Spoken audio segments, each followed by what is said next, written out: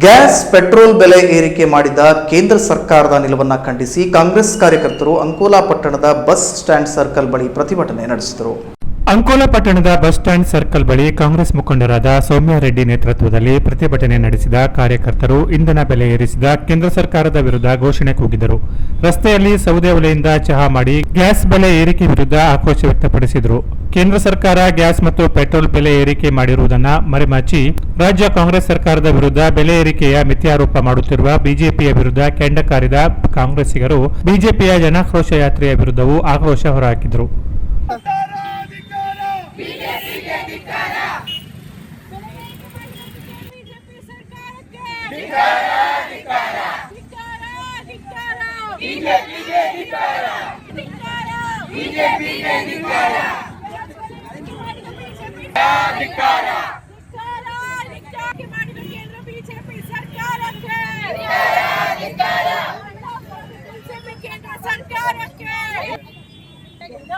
ಹಿರಿಯರು ಸಹೋದರರು ವಿಶೇಷವಾಗಿ ಮಹಿಳೆಯರು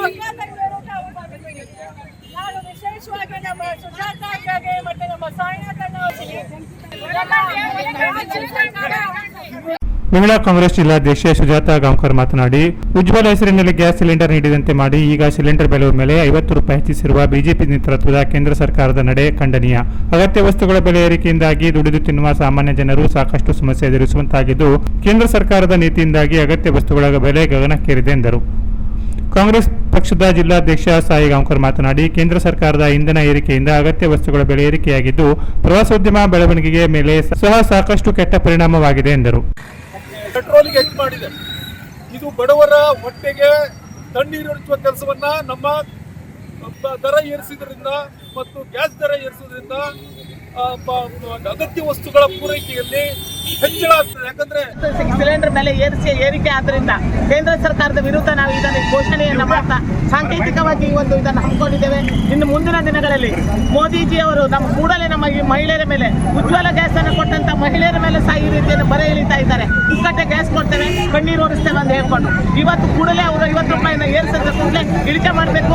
ಬಡವರ ಕಣ್ಣೀರನ್ನು ಒರೆಸಬೇಕು, ಅದರಲ್ಲೂ ಮಹಿಳೆಯರ ಕಣ್ಣೀರನ್ನು ಒರೆಸಬೇಕು, ಕೂಡಲೇ ಹಿಂತಕೊಳ್ಬೇಕಂತ ನಾವೆಲ್ಲರೂ ಎಲ್ಲ ಮಹಿಳೆಯರು ಕೂಡ ಇಡೀ ರಾಜ್ಯ. ಈ ಪ್ರತಿಭಟನೆಯಲ್ಲಿ ಕಾಂಗ್ರೆಸ್ ಮುಖಂಡರು, ನೂರಾರು ಕಾರ್ಯಕರ್ತರು ಇದ್ದರು.